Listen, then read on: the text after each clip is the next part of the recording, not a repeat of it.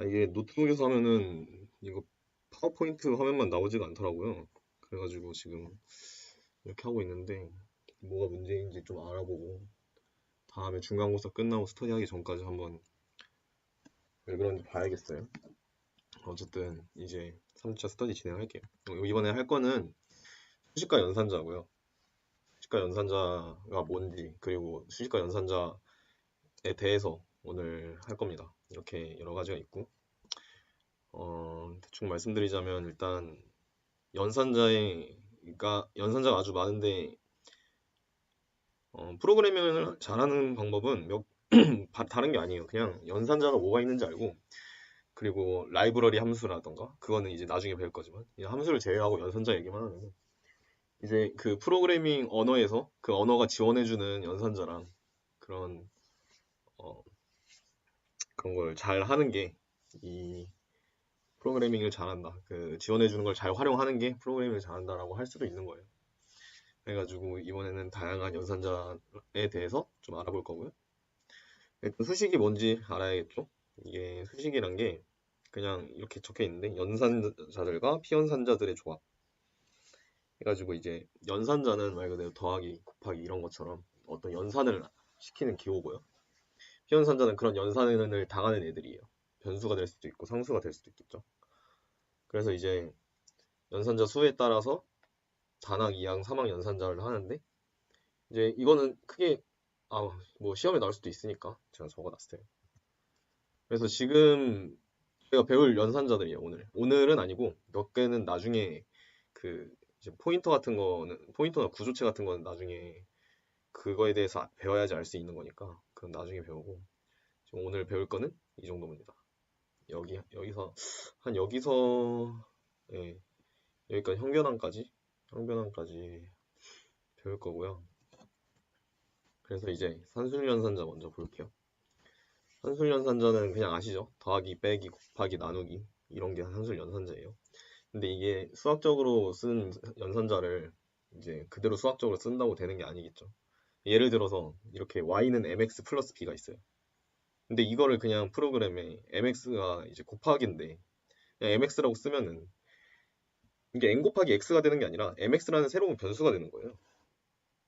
이게 그거는 이제 곱하기가 아니죠. 곱하기가 아니죠. 그냥 새로운 변수죠. 그러니까 이렇게 m 곱하기 x라고 이렇게 해줘야 된다는 거. 그럼 이제 대신 이 우선순위 좀 이따 배울 건데 그 이렇게만 써도 이제 곱하기가 먼저라는 거 얘네가 알아가지고 곱하기 먼저 돼요. 그리고 이제 뭐 그렇게 되고 이제 주의해야 될 거는 이제 이거 이렇게 두 개. 나머지는 수학적으로 다 같은데 이제 지금은 정수연산을 썼죠. 정수연산을 썼죠. 만약에 이게 정수연산을 시키고 싶지 않으면은 여기 점 0을 써줘야 돼요. 둘 다. 하나만 써줘도 아마 자동으로 형변이 되긴 할 건데 이제 점 0을 써줘야 되는데 이제 보통 나누기 하면 이제 뒤에 소수점까지 나오겠죠. 원래라면은 그 계산기를 쓰면은. 근데 이거는 지금 우리는 계산기를 쓴 게 아니라 시어나라는 언어를 쓴 거기 때문에 그냥 이 목만 나와요. 목만. 대신에 나머지를 구할 수 있는 연산자가 하나 더 있습니다. 근데 이제 처음에 저는 그런 생각을 했어요. 처음에 시험을 배울 때 나머지를 구하는 연산자를 별로 안 쓰지 않을까. 엄청 많이 씁니다. 어디에 쓰냐면 뭐 이제 나중에 나오겠지만 뭐 더하기 뭐 홀수 짝수 이런 거 나눌 때 뭐 이런 거 필요할 때 뭐 예를 들면 아니면은 이건 뭐 좀 뒤에 PPT에 내용이 있으니까 그걸로 하고요. 이거를 한번 이번에 지금은 이거 작성해 볼게요. 이거를 7시 7분까지 이거 얼마 안 걸릴 거예요. 왜냐면 이거 이 부분까지 쓴 다음에 복붙한 다음에 이 연산자 부분만 수정하면 되니까 이 부분 얼마 안 걸릴 거예요. 그냥 한번 쳐보시고요.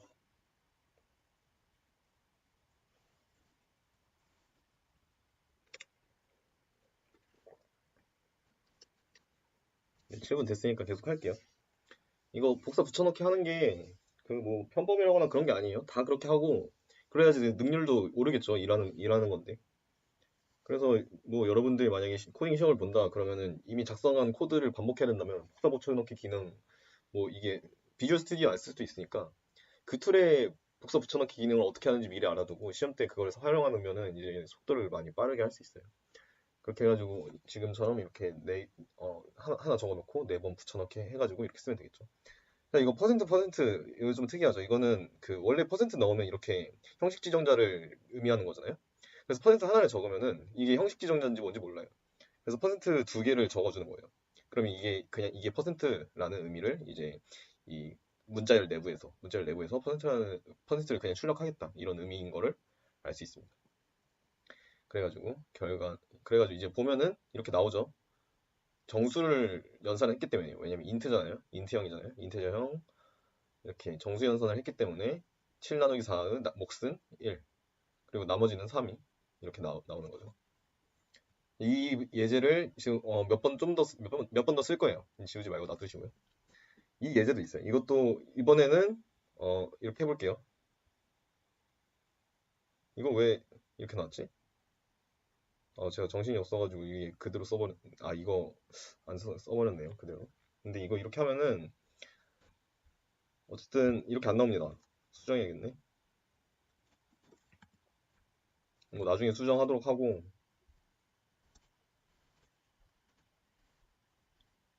어쨌든 이게 13.0 나오고요. 이거 3.0 나오고요. 이거 곱한 28.0 나오고 이거는 목하고 나머지까지 나와요. 근데 이거 그냥 이거 더블로 바꾸시고 이거 형식 지정자 바꿔주고 이거 정수라고 적혀있던 거 실수로 바꿔주고 하기만 하면 되죠. 이거 퍼센트 D로 해가지고 안 나오는군요. 제가 PPT를 좀 정신없이 만들어가지고 죄송합니다. 어쨌든 이거 하시는 데는 얼마 안 걸리니까 이거 저처럼 이렇게 실수하시지 마시고 다 퍼센트 F나 퍼센트 LF로 바꿔주시고 이건 제가 나중에 수정을 해가지고 PDF를 한 번 더 올려드릴게요.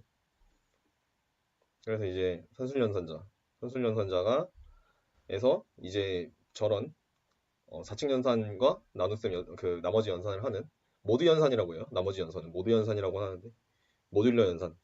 근데 이제 그런 나머지 연산을 하는 연산자도 있지만 이제 증감 연산자라고도 있어요.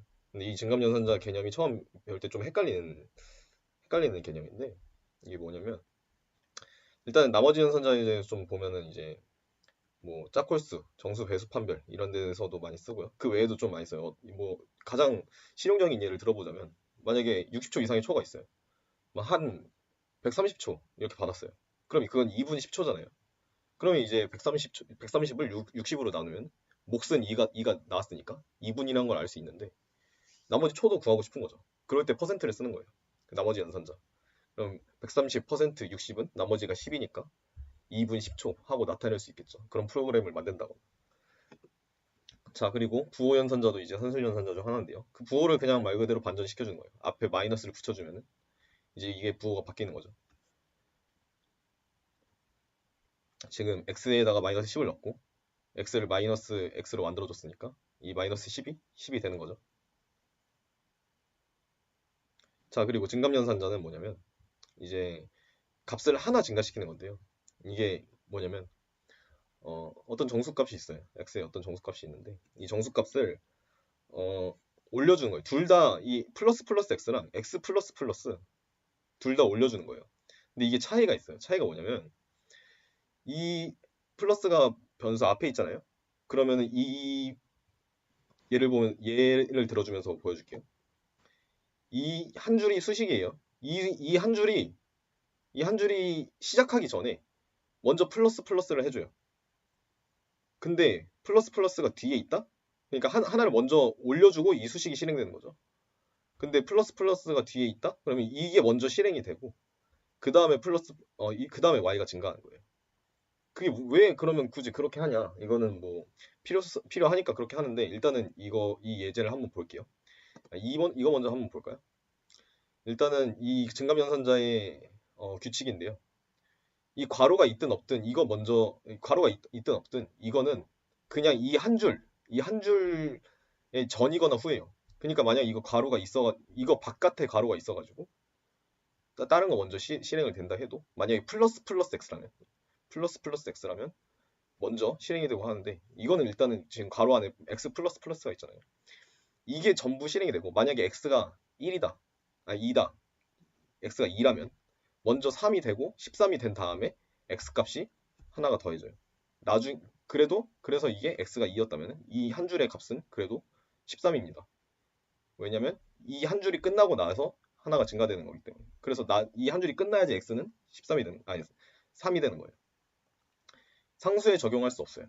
상수에 적용할 수 없어요. 변수에만 증가시킬 수 있습니다. 그리고 수식에 이렇게 수식이 있는 형태로, 그러니까 변수만 적용할 수 있는 거예요. 변수에만 이렇게 수식이 있는 상태면 안 되는 거죠. 이렇게 할 수 없고요. 자, 이거는 한번 그냥 코드를 보면서 설명을 좀 해드릴게요. 자, 일단은 x는 10이고 y는 10이에요. 그래서 x값을 이렇게 표기해줬죠. x가 10으로 나왔어요. 플러스 x를 해줄게요. 그러면 플러스는 뭐가 된다고 그랬어요? 이 한 줄이 시작되기 전에 먼저 값을 증가시킨다고. 그러니까 먼저 증가된 상태로 플러스 x의 값이 나왔으니까 11이 나온 거예요. 그 이후에 x를 또 출력시켜 보니까 이미 증가된 값이 출력이 되죠. 자, 이걸 y값을 볼게요. y값은 어떻게 했냐면 y값도 이미 10이에요. 10을 넣어줬죠. 10인 y값이 y 플러스예요. 근데 이 증감 연산자가 뒤에 오면은 한 줄이 이미 실행된 다음에 그 다음에 온다 그랬죠. 그러니까 이거를 출력시킬 때는 이 증가되기 전이야. 출력할 때는 10이 그대로 나와요. 근데 이 문장이 끝나는 순간 y는 하나가 증가됩니다. 그래서 y를 다시 출력시켜 보니까 y11이에요. 왜 그런지 이렇게 된다는 거 알겠죠? 이렇게 된다는 거에 이제 왜 이렇게 알았을 거고. 사실 이제 프로그래밍 할 때 제일 헷갈리는 게 왜 굳이 이렇게 만드느냐 이거예요. 왜 이렇게 만드냐? 안 떠났구나. 왜 이렇게 만드냐면 이게 사실 그래요. 우리가 처음 보는 기호가 처음엔 어렵지만 이 기호는 어려운 편이 아니잖아요. 그러니까 금방 익숙해진다고. 금방 익숙해지면은 그 이거가 나중에 증가된다? 그 전에 증가된다를 알 수 있어요. 그냥 익숙해지면은 이제 가독성이 더 높아지는 거야.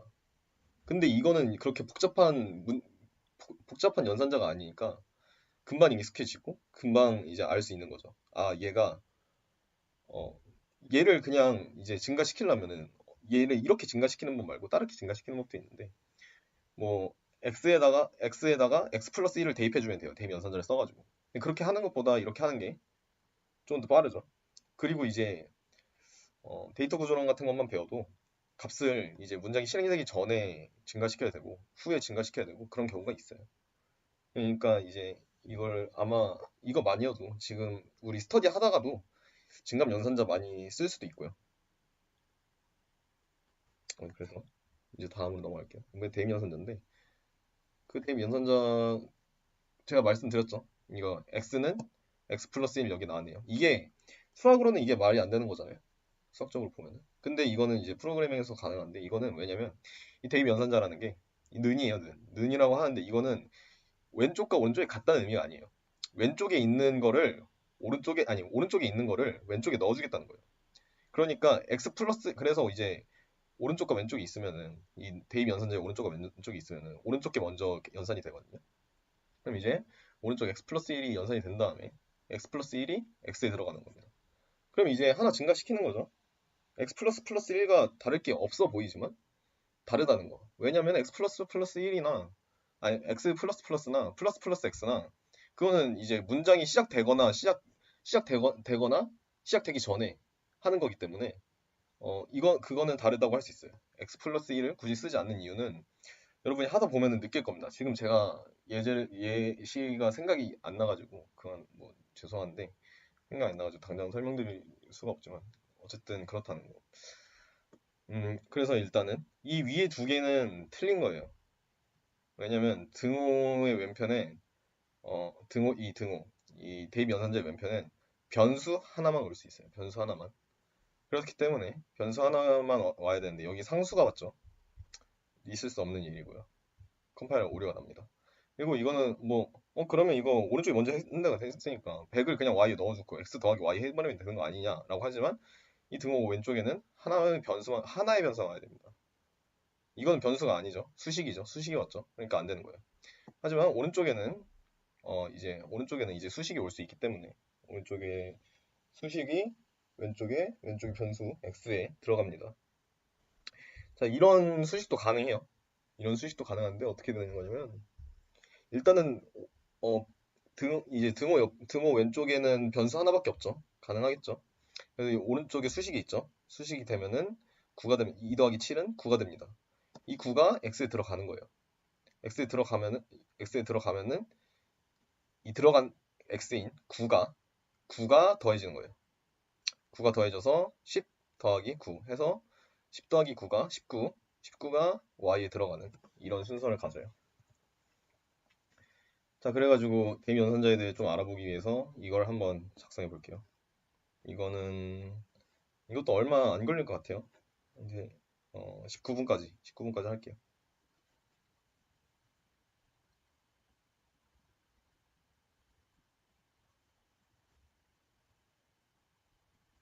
네, 이제 할게요. 이제 뭐 네, x 플러스 1은 당연히 이겠죠. 근데 이제 이거의 값은 뭐냐면 이제 어, x 플러스 2에 2가 y에 들어간 2의 값이 출력이 되고요. 이 퍼센트 %d가 2가 되는 거고요. x 플러스 2 플러스 7, 9 하지만 10 더하기 9 해서 19가 퍼센트 %d가 되는 거고, 이건 뭐냐면 이런 것도 가능하다는 거예요. 이게 뭐냐면 대입 연산자는 오른쪽부터 시작된다 그랬죠. 그럼 얘가 읽었을 때 제일 오른쪽에 있는 건 3이에요. 대입 연산자 3이니까 3이 먼저 x에 들어가고 그 들어간 3이 y에 들어갑니다. 그래서 이렇게 한 번에 추격해서 쓸 수 있어요. 아무런 문제가 없습니다. 3이 x에 들어가고 그러면 x가 y에 들어가는 거예요. x가 3이니까. 자, 그래서 복합대입 연산자도 있는데요. 이거 처음에 좀 헷갈릴 수 있어요. 처음에 좀 헷갈릴 수 있는데 이게 그냥 퍼센트 는을 쓴 거예요. 이게 뭐냐면 x가 x 퍼센트 는 y 하면은 이거는 뭐 y를 x에 넣어주기 전에 x를 y만큼 더해준 다음에 y를 넣어준다는 거예요. 즉 이런 의미죠. x 플러스 y 값을 x에 넣어준다. 이런 의미인데 이 복합대인 연산자 처음에 조금 헷갈릴 수 있어요. 헷갈릴 수 있고 이게 가끔 이 퍼센트 더하기 는인데 는 더하기랑 헷갈리시는 분들도 있거든요. 는 더하기가 되면 뭐냐면 x 는 더하기 y는 는 더하기 y가 되니까 x에다가 더하기 y를 넣는다는 뜻이죠. 그냥 x에다가 양수 y를 넣는다는 뜻이니까 복합대인 연산자가 안 될 거니까 그거는 이제 바뀌면은 의미가 달라진다는 거. 당연하게 달라진다는 거 생각하면 쉽게 이거 순서가 바뀔 거를 헷갈릴 것 같진 않고요. 대입 연산자 이 연산자가 이 의미인데 이걸 왜 쓰냐? 이것도 정말 쓰다 보면 편합니다. 근데 처음에는 이게 헷갈려요. 저도 처음에는 이거 잘 안 썼어요. 하지만 이걸 계속 쓰다 보면은 이렇게 써도 되잖아 하면서 이게 나중에 점점 더 편해져요. 그러니까 지금 헷갈리면은 굳이 이거 안 쓰려고 해도 되고요. 그냥 처음에 이거 쓰세요. 이거 쓰다가 보면은 자연스럽게 이게 더 편해지더라고요. 제 경험상 그랬고 거의 대부분 그러더라고요. 그래서 그러시면 되고요. 일단 뭐 이렇게 대입 연산자 왼쪽에 이렇게 연산자를 하나 붙이면은 이런 연산이 된다는 거. 이 퍼센트까지만 배웠죠. 이 밑에 있는 연산도 좀 이따 배울 거예요. 좀 이따 알려드릴 거예요. 이 밑에 있는 연산들은 비트 연산자인데 이 마지막 부분에 좀 알려드릴 거고요. 이번 형변환을 좀 알려드릴게요. 그냥 형변환은 약간 개념적인 거여가지고 개념적인 거 이제 자동적인 형변환은 개념적인 거고 이제 직접 형변을 해줘야 되는 상황이 있어요. 그 형변환은 좀 여러분들이 유용하게 쓰실 수 있는 스킬이고요. 이제 형변환은 말 그대로 자료형이 변형되는 건데 예를 들어서 인트형 변수를 더블형 변수로 바꾸는 거예요. 꼭 변수가 아니어도 상수도. 근데 일단은 뭐 자동적인 형변환이 몇 가지 있는데요. 먼저 첫 번째로 대입 연산을 할 때 형변환이 자동으로 되는 겁니다. 이 10은 인트형 10이에요. 그 상수를 쓰면은 제가 저번 시간에 자료형 할 때 상수를 그냥 10 이렇게 쓰면은 인트형 상수가 된다 그랬어요. 이 상수에도 자료형이 있어요. 이 인트형 상수가 되는데 이게 더블 F로 된다. 근데 이 인트형 상수를 더블형이나 플롯형으로 더블형으로 나타내고 싶으면 그 10.0을 만드는 거예요. 그 이제 10.0 이렇게 실수로 나타내는 거는 더블형이 된다 그랬죠. 이게 F에 들어가는 겁니다. 이게 그냥 정수형으로 F에 들어가는 게 아니라 더블형이기 때문에 10.0인 즉 더블형인 상수가 들어가는 거예요. 이거는 올림 변환이라고 그러는데 이런 거는 데이터 손실이 없겠죠. 왜냐하면 정수는 정수는 실수 내부에 포함된, 그러니까 즉 실수는 정수보다 더 넓은 범위를 포함하고 있는 수 개념이잖아요. 이건 뭐 여러분들이 더 잘 아실 거고. 그런 수 개념이니까 당연히 데이터 손실은 일어나지 않을 겁니다. 하지만 반대라면은, 즉 실수를 정수에 저장하려고 하면은 데이터 손실이 일어나겠죠. 이런 걸 내림 변환이라는데, 3.14를 인트형 i에 넣으려고 해요. 그러면은 이 밑에 부분, 이 실수 부분은 떨어지고 3만 들어갑니다. 네, 이런 거를 만약에 의도적으로 이렇게 만들 수도 있어요. 정수 부분만 필요해서. 그러면 상관이 없지만, 그런 거를 제가 아까 뭐 퍼센트 LF여야 되는데 퍼센트 D를 했던 거, 그것도 제가 그건 형변화는 아니지만 그런 것처럼 의도하지 않았는데 만든 논리적인 오류가 생기는 겁니다. 이렇게 의도하지 않았는데 생기는 논리 오류가 생기는 겁니다. 자, 그래서 다른 형변화는 정수연산시 작용적인 형변화인데요. 정수형, 이제 캐릭터형도 정수형이에요. 어떻게 보면은 저번에 말씀드렸지만 캐릭터형으로도 이제 정수를 표현을 할 수 있어요. 근데 이런 캐릭터형이나 쇼트형을 어, 연산을 하면은 어, 이 등장화면이 그냥 바로 그냥 딱 선언만 했어. 그러면 이런 등장이 아니라 수식에서 등장을 하면은 이 캐릭터형이나 쇼트형끼리 연산을 해요. 만약에 인트형이 거기 없어도 인트형으로 바꿔서 연산한 다음에 쇼트형이나 캐릭터형으로 바꾸는 거예요.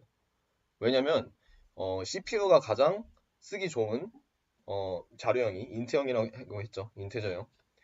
인트형이기 때문에 그렇게 바꿔서 연산을 합니다. CPU가 가장 쓰기 편한 자료형이기 때문에.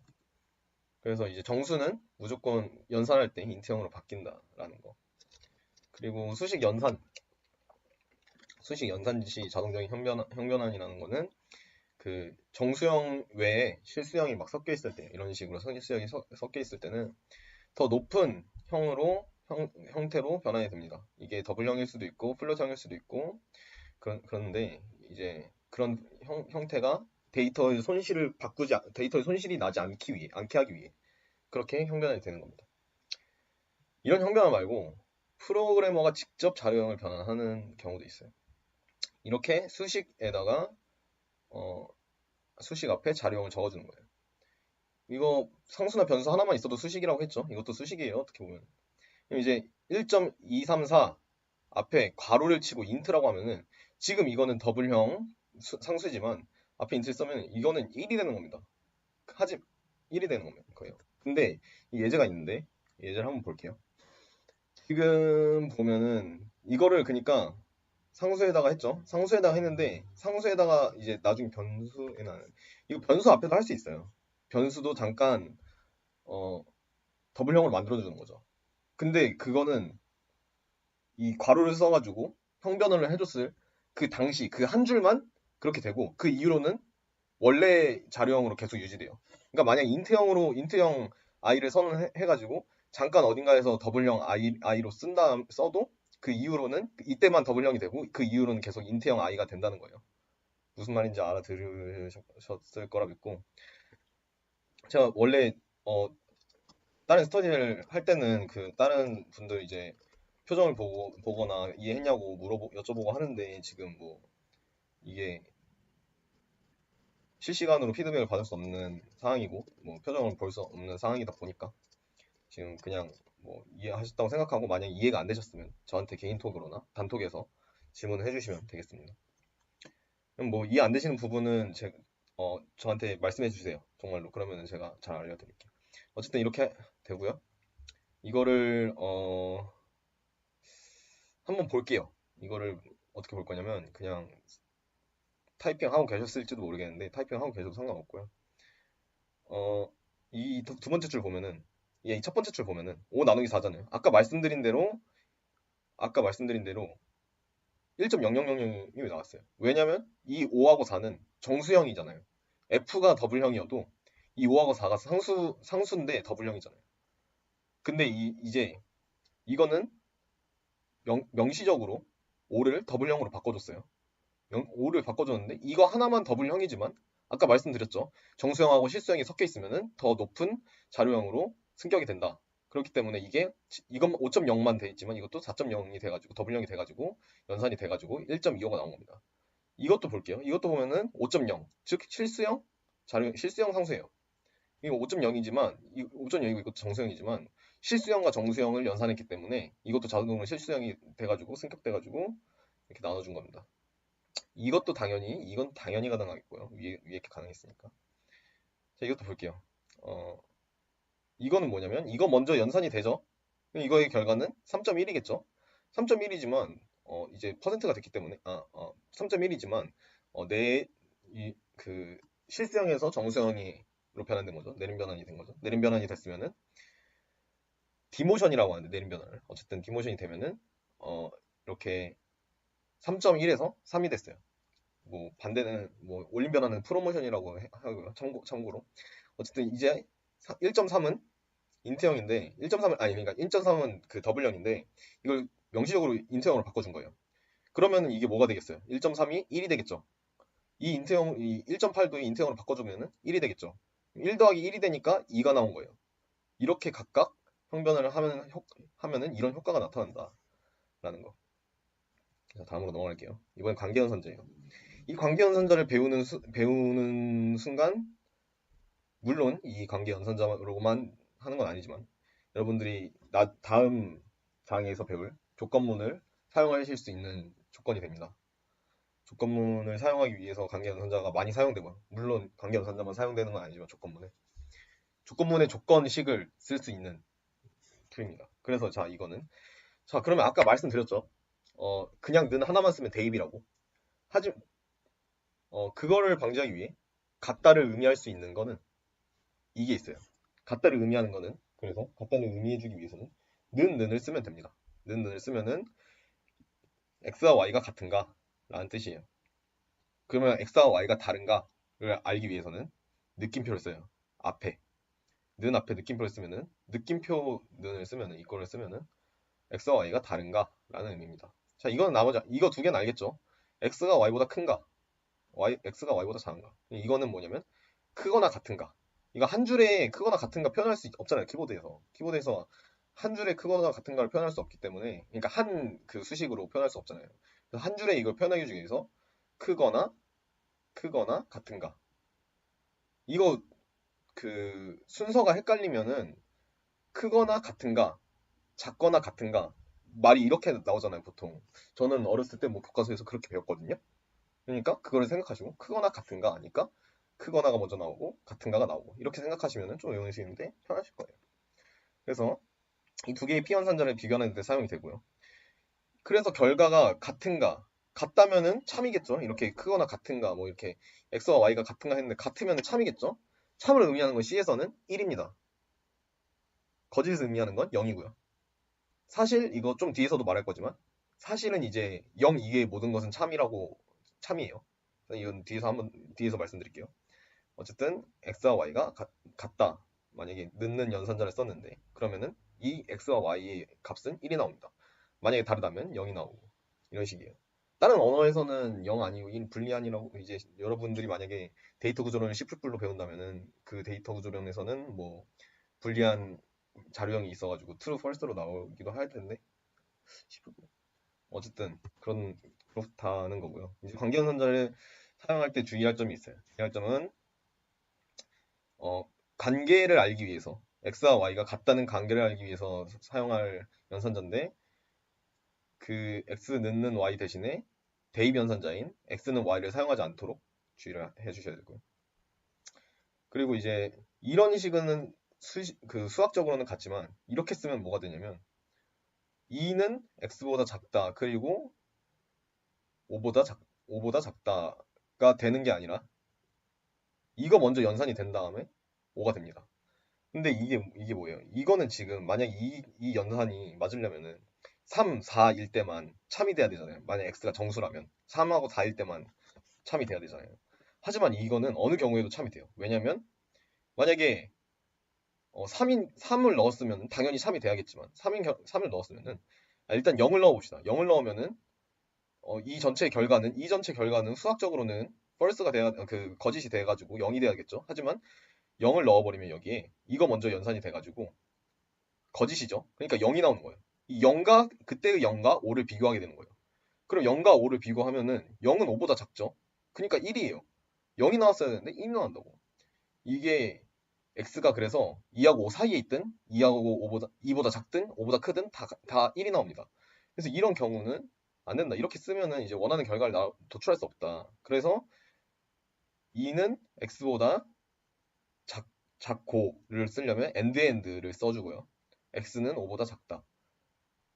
이렇게 써줘야 됩니다. 이 end는 조금 뒤에서 배울 거예요. 조건연산자라고.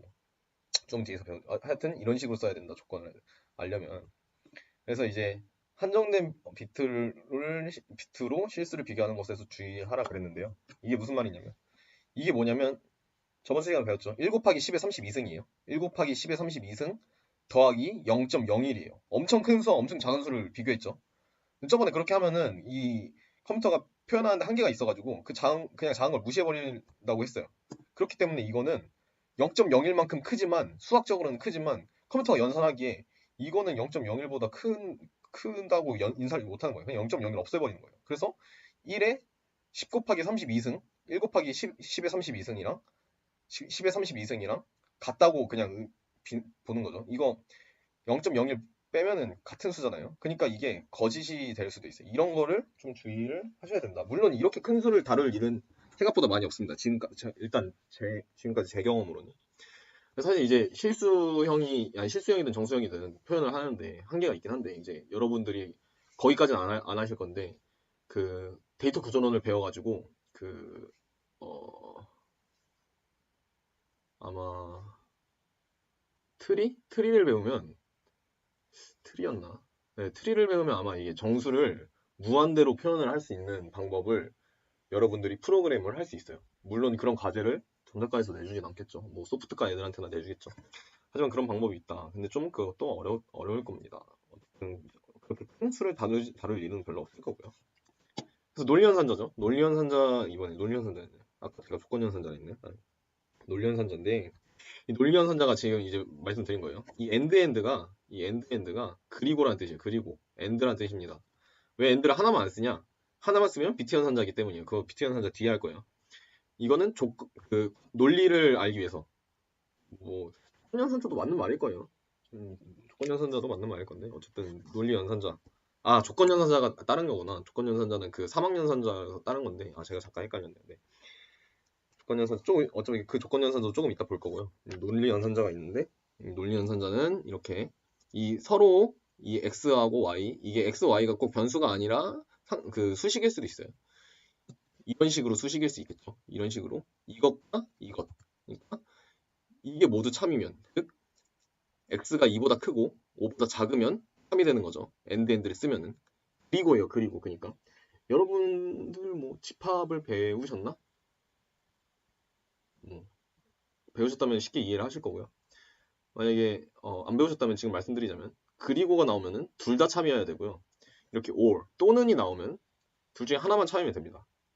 그러니까 즉 x나 y 둘 중에 하나만 참이면은 참이에요. 그러니까 만약에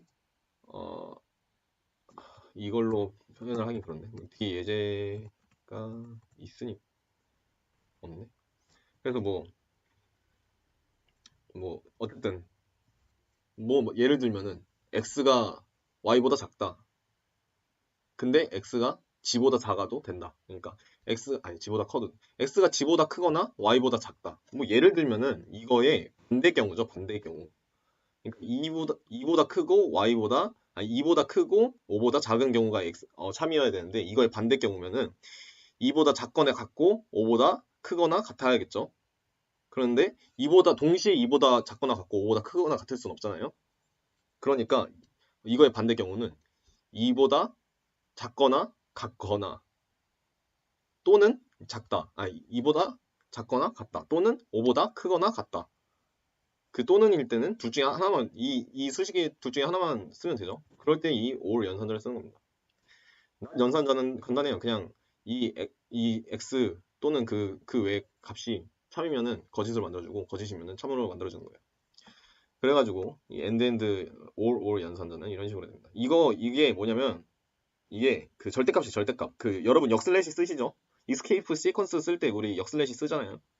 그 역슬래시 n 줄 바꿈할 때 그 줄바꿈을 그 Shift 누르고 누르면 돼요. 그럼 이거예요. 이거 2번 누르면 Shift 누르고 2번 누르면 이겁니다. 절대값이죠. 어쨌든. 그래서 AND를 보면은 둘 다 참이어야 참이고 그 외에는 다 거짓이죠.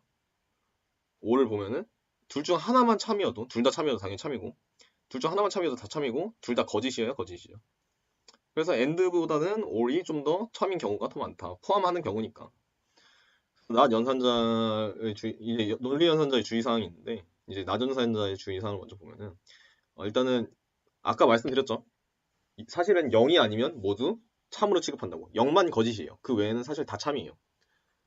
하지만 네. 그래서 만약에 이런 식으로 나타내면 not 100 느낌표 100 하면은 이것도 0이고요. 왜냐면 100도 참으로 인식하기 때문에 마이너스 3 하면은 이것도 참으로 인식하기 때문에 not 해주면 0이 됩니다.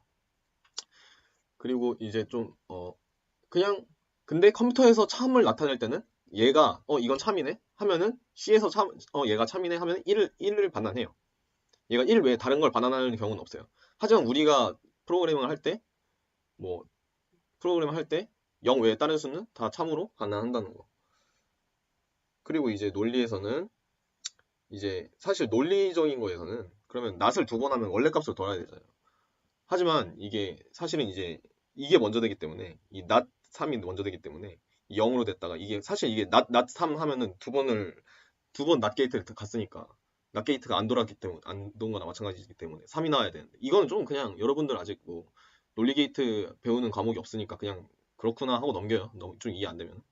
어쨌든 뭐 원래 3이 나와야 되는데 그렇지 않고 not 3이 먼저 실행이 돼가지고 1이 나온다. 뭐 그냥 그런가 보다 하고 넘겨요. 나중에 논리 게이트 보고 배우면 이게 무슨 의미인지 알 거예요. 그래서 AND와 OR에서 단축 계산이라고 했는데 이거는 뭐냐면 X, Y를 보면은 이거는 보면 하나만 거짓이면 다 거짓이잖아요. 그쵸? 그러니까 X는 AND Y를 했는데 X가 먼저 계산을 해가지고 X가 거짓이다. 그러면 Y 값을 연산을 안 해보고 그냥 거짓이라고 쳐버리는 거예요. 그래도 논리적으로는 문제가 없죠. 이거 OR도 마찬가지야. OR도 X가 먼저 만약에 X만 참이면은 어느 경우든 참이잖아. X가 참이면은 그러면 이게 Y를 연산을 안 해보고도 이 식은 참이겠구나 생각을 하는 거예요. X가 참이면은 무조건 참이죠. 만약에 X가 거짓이면은 Y가 참이어야 참이기 때문에 연산을 해보겠지만 Y 값에 따라 달라지기 때문에 그래서 앞에 있는 걸 먼저 하는 게 단축 연산이다. 단축 계산이다. 이게 왜 이거를 말해주냐면 그럼 뭐 몰라도 되는 거 아니야? 라고 생각할 수도 있지만 만약에 이 뒤에 Y 플러스 플러스가 있다. 그러면은 이 수식이 끝난 다음에 값을 증가시켜 줬어야 될 거 아니에요. 하지만 이게 X만 보고 끝나버리기 때문에 Y 플러스 플러스가 실행이 안 될 겁니다. 그래서 이런 거를 좀 놓치는 경우 이제 논리적인 오류가 발생하겠죠. 그런 논리적인 오류를 잡는 것도 중요하고요. 그래서 이거는 한번 지금 해보시는 게 나을 것 같아요. 그냥 오늘 좀 보강이고 많이 안 해보고 그냥 말로만 설명하고 넘어가려 했는데 윤년을 계산하는 거는 이거 외에도 제가 좀 한 2가지 방법으로 더 윤년 계산을 하는 법을 좀 알려드리고 싶어가지고 일단은 윤년의 조건은 이러거든요. 윤년의 조건은 연도가 4로 나누어 떨어지면 윤년이고요. 그 4로 나누어 떨어져도 100으로 나누어 떨어지면 또 윤년이 아니래요. 근데 100으로 나누어 떨어져도 그 중에서 400으로 나누어 떨어지면 또 윤년이래요. 뭐 그렇습니다. 하여튼 이거 뭐 주석은 꼭 다실 필요 없고요. 뭐 주석 뭐 이게 유용하다 싶으시면 다셔도 되고 이거 한번 작성을 해보실게요. 다시 4분까지.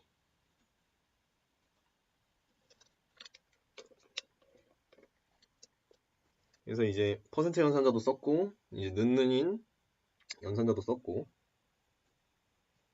관계 연산자도 썼고 이제 엔드엔드나 올 같은 논리 연산자도 썼고요. 이 부분이 제일 메인이죠.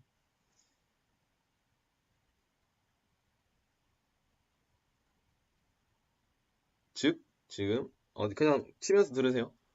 즉 4로 나누어 떨어진다. 그럼 윤년이지만 4로 나누어 떨어지지 않으면은 100으로 나누어 떨어지지 않으면은 100으로 나누어 떨어지면 윤년이 아니다. 이런 의미입니다. 근데 또 400으로 나누어 떨어지면 윤년이다. 어쩌라는 거야 대체 그쵸? 이거를 44분이 되면 제가 벤 다이어그램을 한번 그려보도록 할게요.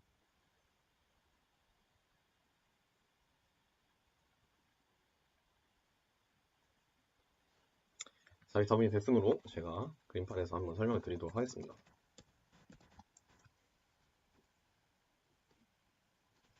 자, 일단 이건 뭐냐면 4의 배수가 들어있는 벤 다이어그램이에요. 네, 전혀 그렇게 안 생겼지만 그냥 그렇게 생각하세요. 자, 4의 배수가 들어있고요. 정말 느리네.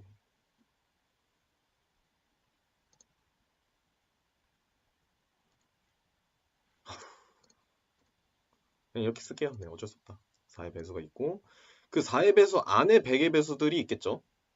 4의 배수 안에 있을 거예요. 왜 4의 배수 안에 있어요? 하겠지만 여러분들은 이과기 때문에 당연히 알아야 되는 상식이죠. 왜냐면 4의 배수는 96, 뭐 100, 104 이런 거 있잖아요. 하지만 100 내부에는 96이랑 104는 없죠. 100만 있죠. 그렇기 때문에 4의 배수가 100을 포함합니다. 이런 벤 다이어그램이고요.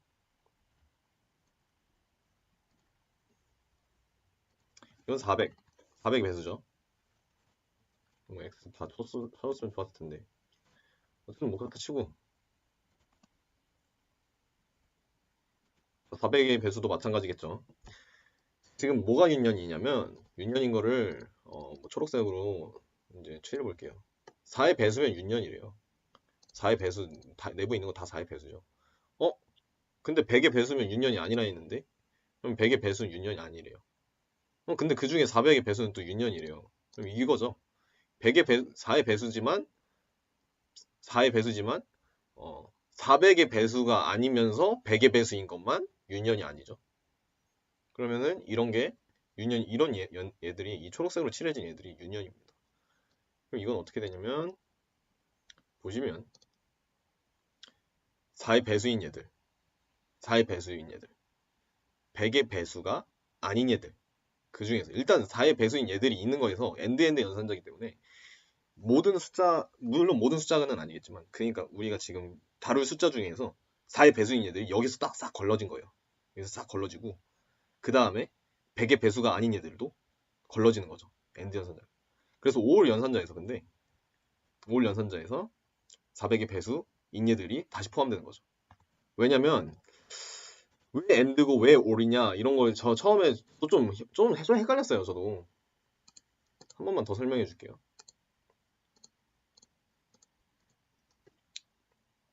자 일단 4의 배수야. 근데 100의 배수가 아니어야 된대. 4의 배수고 100의 배수가 아니어야 된대. 그러면은 얘네를 선택하는 거죠. 얘네가 없어지는 거죠. 그래야 얘만 남잖아요. 엔드기 때문에 겹치는 부분만 해야 된다고. 그러니까 지금 한 번만 더 설명을 해드릴게요. 이거를 이렇게 설명하면은 좀 이해가 빠르겠다.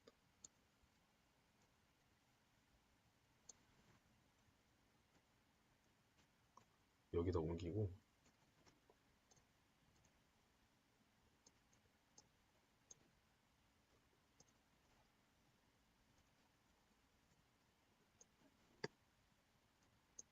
자 이게 유니버스예요. 그 전체 집합이에요. 전체 집합 중에서 지금 뭐냐면 전체 집합 중에서 뭐냐면 4의 배수만 싹 선택했어요. 근데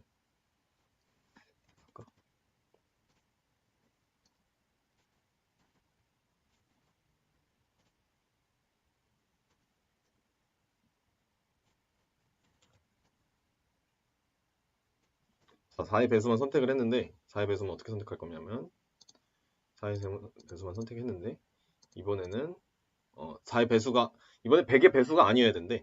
그럼 얘네잖아요. 얘네하고 엔드기 때문에 겹치는 얘들만 된다고. 둘 다 참여해야 된다고. 그러니까 남는 게 둘 다 남는 그 겹치는 부분 남는 게 이 4의 배수 이 부분이잖아요. 가장 겉에 부분에 있는 원. 그러니까 이게 취소가 되는 거예요. 취소가 되는데 근데 또 그 중에서 400 배수래. 400의 배수는 뭐야? 400의 배수 이번에 이거잖아. 이거잖아요. 그러니까 이거니까 이번 이거하고 이걸 포함시키려면 올 연산자여야지. 왜? 둘 중에 하나만 참이면 참이니까 이렇게 되는 거예요. 그래서 이런 꼴을 나타내주기 위해서 여기서는 엔드 연산자를 쓰고 여기서 올 연산자를 쓴 겁니다. 근데 별거 아닌 건데 혹시 이해 못하실까 봐 뭐 저도 좀 제가 왜냐면 헷갈린 기억이 있기 때문에 제가 조금 자세히 설명했습니다. 아까 헷갈렸던 조건 연산자가 이거예요. 그 이름을 헷갈렸던 조건 연산자. 자, 조건 연산자는 유일한 삼항 연산자입니다. 삼항 연산자입니다. 삼항. 그래서 자, 뭐냐면 먼저 조건이 와요, 여기에. 근데 이 조건이 맞으면은 이 첫 번째 문장을 실행해요. 이 조건이 틀리면은 두 번째 문장을 실행해요. 여러분들이 조건문을 다음 시간에 배우시면은 이 문장을 사용하실 일이 거의 없습니다. 근데 이 문장은 그래도 꾸준히 오픈소스 같은 데서도 가끔 꾸준히 나오고 여러분들이 교수님들이 짜신 뭐 코드 같은 걸 보실 수 있는데 그런 데서도 이거 배웠는데 못 알아보면 안 되겠죠. 근데 이게 좀 형식이 이래요. x가 y보다 큰가? 이거는 지금 최대값을 구하려는 거예요. 조건 연산자로. x가 y보다 크면은 y 값이 이 전체 수식의 결과가 돼요. 이 조건 연산자의 결과가. 조건 연산자의 결과가 돼서 x가 만약에 2고 y가 1이야. 그러면 y 값이 이 전체 결과 값이 돼가지고 아니 x 값이 이 수식의 결과가 돼가지고 맥스 밸류에 2가 들어갑니다. 하지만 그게 틀렸다면은 즉 y가 3이고 뭐 x가 1이다. 그러면 이 수식이 틀렸잖아요. 그럼 y 값을 데려오는 거예요. 그래서 어느 경우가 됐든 x나 y 중에 그 최대인 값을 넣겠죠. 그래서 뭐 최대값 구하려면 이렇게 넣을 수도 있고요. 뭐 이런 식으로도 돼요. 꼭 이런 수식이어도 되는 거예요. 이 함수를 쓴 거예요 또. 만약에 나이가 20살 이상이냐 라는 의미겠죠. age가 20 이상인가? 그러면은 성인을 프린트해라. 만약 그게 아니면은 청소년을 프린트해라. 만약에 age가 24야. 근데 제가 24살이거든요. 24면은 성인을 프린트하고요. 뭐 18이면은 뭐 청소년을 프린트하고 뭐 이런 식으로 사용할 수 있는 거죠. 이 전체의 결과가 이 둘 중에서 이 조건에 따라서 첫 번째 문장이냐 두 번째 문장이냐가 되는 거예요. 조건 연산자 이 정도 하고요. 콤마 연산자가 있는데 콤마 연산자는 뭐 여러분 이런 거 아까 하지 않았나?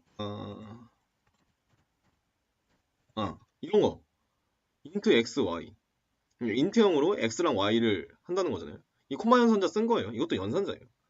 int x랑 y라는 변수를 인트형으로 선언하겠다. 이런 의미입니다. 이렇게 생각하니까 콤마 연산자 별로 안 어렵죠. 이미 쓰던 거라서. 네, 왼쪽부터 순차적으로 실행을 하는 거고요. 이런 거는 뭐냐 어떻게 되냐면 2 더하기 3 돼서 5 돼요. 5 빼기 3 돼서 2 돼요. 근데 나중에 된 게 이거기 때문에 이걸 합쳐버리면 이 결과는 2가 돼요. 그래서 x엔 2가 들어갑니다. 그리고 연산자 중에 우선순위가 가장 낮다는 거. 연산자 중에 우선순위가 가장 낮기 때문에 이런 거를 주의해서 좀 프로그래밍 해야 되고요. 그래서 공간이 좀 뭐 이런 식으로 돼요. 한 번에 대입을 이렇게 여러 개를 하는 거죠. 근데 이거는 제가 좀 말씀드릴 게 있는 게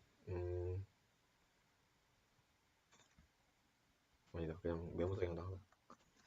이런 식으로 하는 게 있거든요. 이런 식으로 나오는 경우도 좀 많거든요.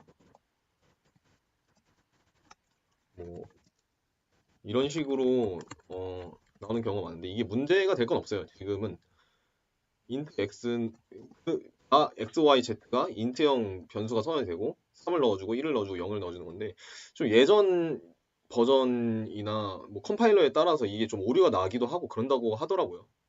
그래서 될 수 있으면 이런 거는 좀 양해 주시는 게 좋을 것 같습니다.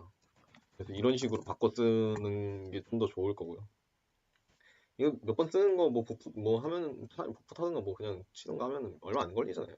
그래서 이렇게 이거를 좀 한 줄에 나누는 건 안 좋다고 하더라고요. 컴파일러 몇 개가 좀 못 알아먹어가지고. 그래서 콤마 연산자 끝났고 이제 대망의 비트 연산자입니다. 사실 이제 여러분들 처음 배우는 거잖아요. 그래서 비트 연산자를 해야 될까 말아야 될까 고민을 좀 많이 했어요. 근데 그래서 비트 연산자가 좀 어려울 수 있는데 여러분들이 전자공학부이기 때문에 비트를 엄청 많이 쓸 겁니다. 나중에. 지금 사실 이해가 안 될 수 있어요. 근데 지금 이해를 하면은 도움이 많이 될 거예요. 이해 안 되면은 그냥 너무 이해 안 돼. 나 좀 뭔 소리 하는 거야 하고 너무 무거운 마음으로 듣지 말고 그렇구나 하고 들으세요. 지금 당장 이해 안 될 수 있어요. 어 근데 이해가 되면 나중에 도움이 될 거예요. 이해 안 돼도 나중에 그때 또 보면은 이해할 수도 그때 되면은 계속 C의 언어를 만졌다면은 뭐 그때 되면 또 이해할 수도 있고 그러니까 자, 어쨌든 자, 비트 연산자가 있는데요. AND, OR, XOR, exclusive OR이라는 뜻이고요. 이걸 비트끼리 다 연산해 주는 거예요. 비트를 왼쪽으로 옮겨주고요. 비트를 오른쪽으로 바꿔주고요. 비트를 다 반전시키고요. 이런 역할을 하는 겁니다. 자, 이 예제들을 하나씩 볼게요. 일단 AND, OR, XOR, exclusive OR인데요. AND는 아까 말했듯이 둘 중 하나, 둘 다 같아야지 같은 값이 나오는 거예요. 1이 나오는 거예요. OR은 둘 중 하나만 1이어도 1이 나오고요. exclusive OR은 둘 다 같은 숫자면 0, 다른 숫자가 나오면은 1이 나옵니다. 다른 숫자가 나오면. 이런 연산들인데 이 연산들을 이제 우리가 숫자에다가 하는 거예요. 숫자에다가 왜 이런 연산자를 숫자에다가 하냐면 이거는 인베디드 프로그래밍 할 때도 많이 쓰고요. 일단은 좀 봅시다. 일단은 좀 설명드릴게요. 엔드 연산자를 쓰죠. 엔드 연산자 썼더니 이거 두 개 엔드 연산자를 썼더니 둘 다 1인 경우만 1이 나오고 둘 중 하나라도 0이면 다 0이 나왔어요. 그래서 값이 9하고 8, 10이었던 게 8이 됐습니다. 올 연산자를 했더니 둘 다 1이어도 1이고 둘 중 하나만 1이어도 1. 둘 다 0일 때만 0이 나왔죠. 그래서 결과가 11이 나왔네요. 이게 대수적으로 크게 의미 있는 연산은 아니죠. 그러니까 숫자를 어떻게 만지려는 의미는 아니죠. 하지만 이걸 비트 단위로 봤을 때 의미가 있는 연산이에요. 그래서 여러분들이 제가 처음에 이걸 배웠을 때 이해가 안 됐던 이유가 대수적으로 이게 의미가 있나? 올 연산이랑 엔드 연산을 비트 단위로 하는 게 대수적으로는 별로 큰 의미는 없어요. 하지만 이거를 우리는 변수를 가지고 하드웨어 제어를 할 겁니다. 나중에. 뭐 지금 우리 스터디에서 할 거라는 게 아니라. 그래서 이 비트 단위 연산을 알아야 되는 거고 써먹는 거예요. 익스클루시브 5를 하면은 같은 경우는 0, 같은 경우는 0 이렇게 다른 경우만 1 나오는 겁니다. 그래서 숫자적인 의미는 없고 이 비트를 이제 제어하기 위해서 눈에 보이는 비트를 제어하기 위해서 쓰는 거다. 그래서 나스라면요. 아예 이제 제가 이해 보수법을 쓴다고 했죠. 그 정수에서 음수양수를 표현할 때. 그래서 낫을 한다. 그러니까 제가 저번에 이해 보수를 쉽게 바꾸는 법은 비트를 다 반전시킨 다음에 1을 더하라 그랬잖아요. 자, 이거는 비트를 다 반전시켰어요. 그리고 1을 더하면 마이너스 9가 되겠죠. 그런 것처럼 이제 비트 다 반전시키면 어 1을 더하기 전에 값이 되는 겁니다. 낫을 하면요. 이렇게. 굳이 이렇게 자 84 32비트를 다 적어둔 거는 이 맨 앞이 부호 비트이기 때문에 제가 이렇게 굳이 다 적어준 거예요. 자, 시프트는 뭐냐? 시프트는 말 그대로 이 비트를 시프트를 하면은 뒤에 있는 숫자만큼 시프트를 해요. 만약에 이 숫자가 1이면은 하나만 시프트 하고요. 숫자가 2면은 이게 두 개가 시프트 되고요. 3이면은 세 개가 시프트 됩니다. 근데 이 시프트 될 때마다 시프트가 하나 될 때마다 두 배씩 값이 올라요. 그래서 컴퓨터에서 두 배를 만들어주는 역할을 할 때 이 시프트 연산을 좀 많이 써요. 근데 이제 문제는 우리가 알아야 될 문제는 뭐냐면 이 시프트 참고로 여기에 시프트가 만약에 했는데 만약에 여기 1이 있어요. 하나 시프트 되면 여기 그 다음으로 넘어가서 없어지잖아요. 여기로 다시 안 넘어오고 그냥 없어져요. 다시 넘어오는 시프트도 있는데 그거는 여러분들이 나중에 배우실 거고요. 이걸 아마 산술 시프트라고 했나? 이거는 네. 뭐 어쨌든 그렇게 시프트가 됩니다. 근데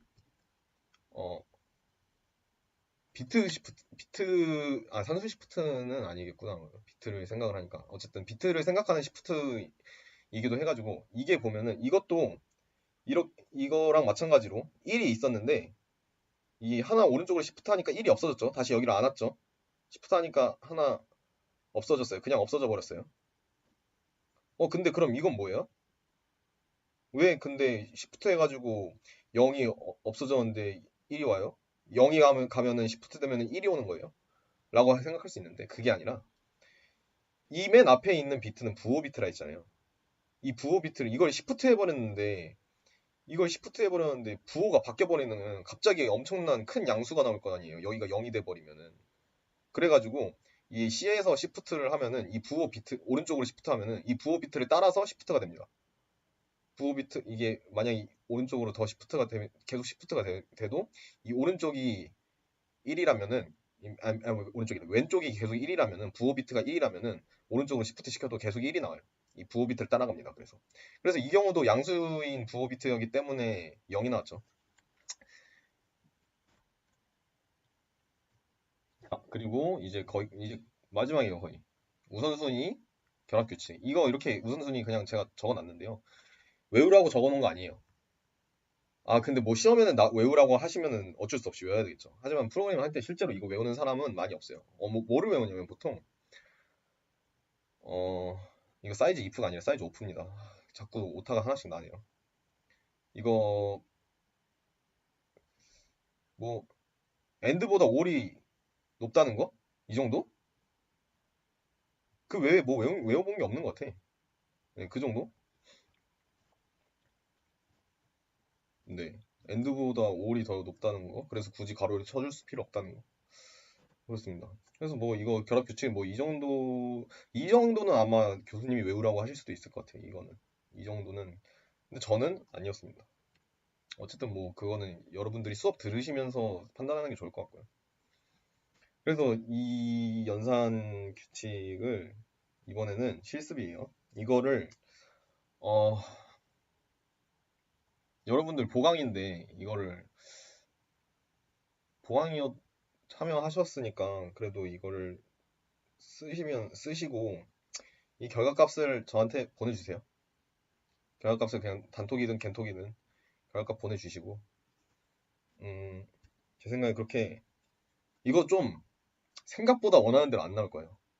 원하는 값이 안 나올 겁니다. 그래서 원하는 값이 나오지 않는다면 왜 그럴지 생각해 보라고요. 그냥 본인이 연산을 왜 그렇게 했는지. 오늘 수업을 잘 들었으면은 풀 수 있어요. 근데 이게 아마 여러분 계속 0이 나올 거예요.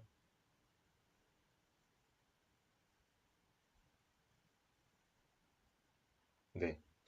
어쨌든 네, 제가 이거 어, 실습 이것만 보내드릴게요, 단톡에 보내드릴 테니까 만약에 다 푸신 분은 콘솔창에 콘솔창 캡처해가지고 그 결과창 캡처해가지고 저한테 보내주세요. 네, 그럼 오늘 스터디 여기까지 하겠습니다. 감사합니다.